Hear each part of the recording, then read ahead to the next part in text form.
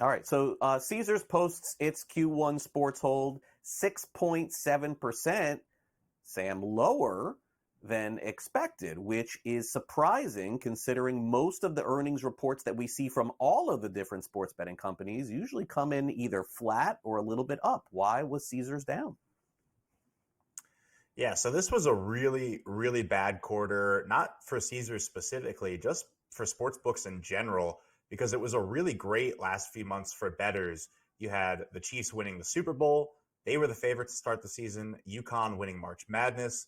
They were the favorites. Scotty Scheffler winning the Masters. And that came all in the back of NFL favorites covering in the majority of the playoff games as well. So sports books kind of got shelled. Usually they're much better at managing, whether it's managing risk, winning bets. It's kind of just they're trying to sell it as a one-off scenario where, you know what, we just got really unlucky this past quarter. And if you look at the NBA now under full swing as well, there haven't been any crazy upsets like we saw last year in the playoffs with the 8-seed Heat beating the Milwaukee Bucks, for example. It's kind of played out. All the favorites have been winning.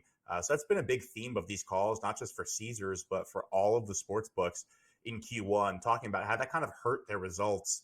Caesars actually had a pretty good quarter despite all of that, with that 6.7% hold you just saw on your screen. That was slightly up from last year in Q1 when it had 6.6%. So it was still short of where they projected because of all the negative sporting outcomes and everything, but they were kind of able to, soften the blow of all those, all those aspects, and posted actually $5 million in profit for the division, which was better than last year when sports betting lost Caesars about $4 million.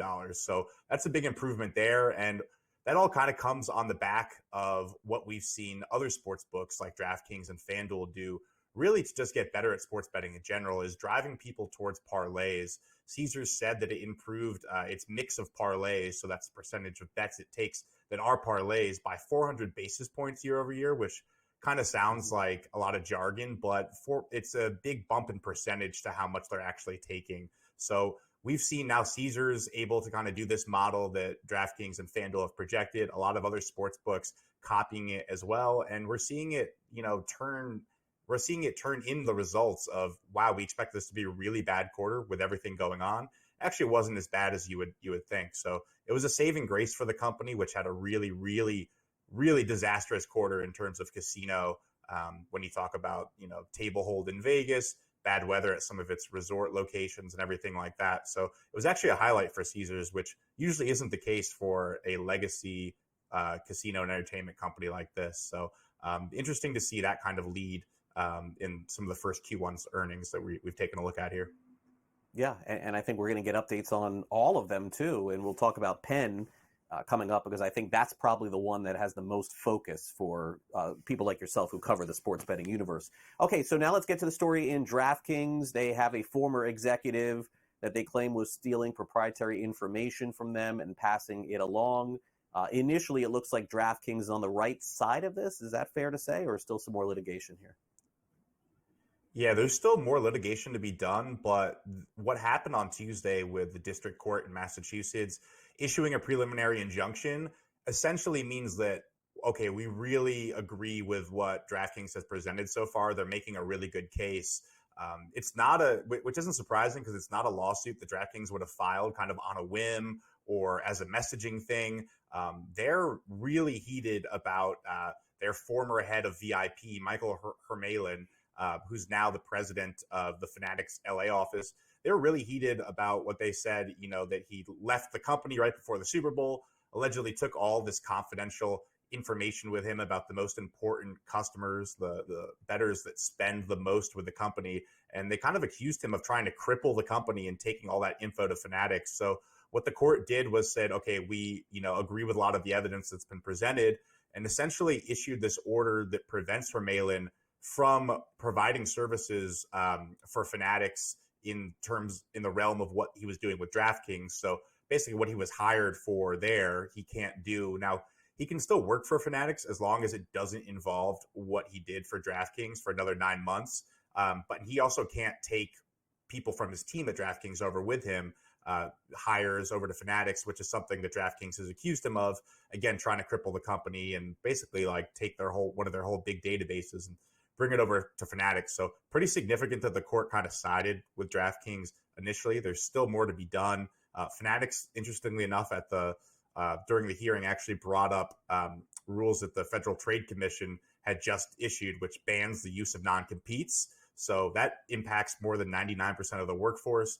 The court basically said, okay, that doesn't matter at all here because we're talking about what happened a few months ago before this was an issue. So interesting that they'd bring that up, and kind of just, the latest development in this sort of Cold War, which I guess is becoming hot now between DraftKings and Fanatics. You had DraftKings upping the price of PointsBet last minute after Fanatics had all but sealed the deal, then pulling out, kind of just trying to up the price for Fanatics, which obviously is getting into sports betting and is going to be a big competitor with all the money they have. So definitely not the last we've heard from in this story, but it kind of seems like it's wrapping up all in DraftKings' favor.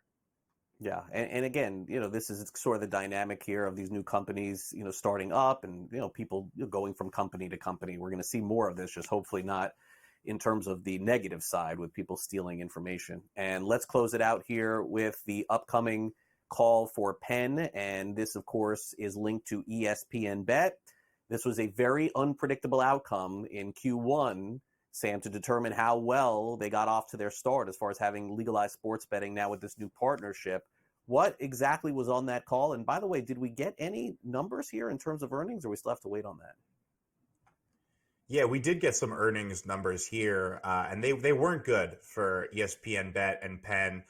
Revenue came in lower than expected, lower than they projected. Profit came in, they lost a lot more money than they initially had thought, and Wall Street was projecting. The highlight for me on this call was, their monthly active user database was down 11% from Q4, which is when they launched ESPN Bet in 18 states. So obviously that was a huge, huge thing trying to gobble up customers, but we've seen their active users decline in Q1. So that's sort of a red flag there for investors wanting to see, okay, you had all these promos you gave out. You're not giving as many promos out in Q1. Are you able to keep these people? And it seems like no was the scenario. Now, Penn has said that, okay, we still had the third most users, but it seems like the money that they're getting from those users really has not been in line with the amount of money that other companies have been getting. So that's another thing that people are holding against it. And then back to kind of the negative sporting outcomes that Caesars kind of weathered.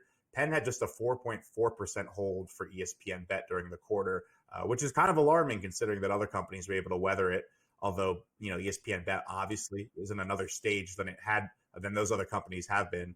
But the call was all about them trying to sell forward their plans for football season, integrating with the ESPN fantasy app and other things like that. They say is really going to perk up the product offering and allow them to squeeze more revenue out of their customers long term. So it's still the long-term plan, but initial results from the first full quarter did not look so great this morning.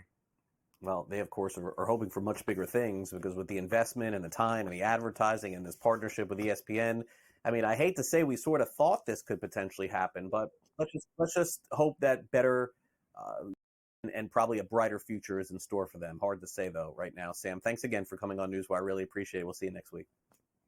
Yeah, thanks a lot, Craig. Have a good one.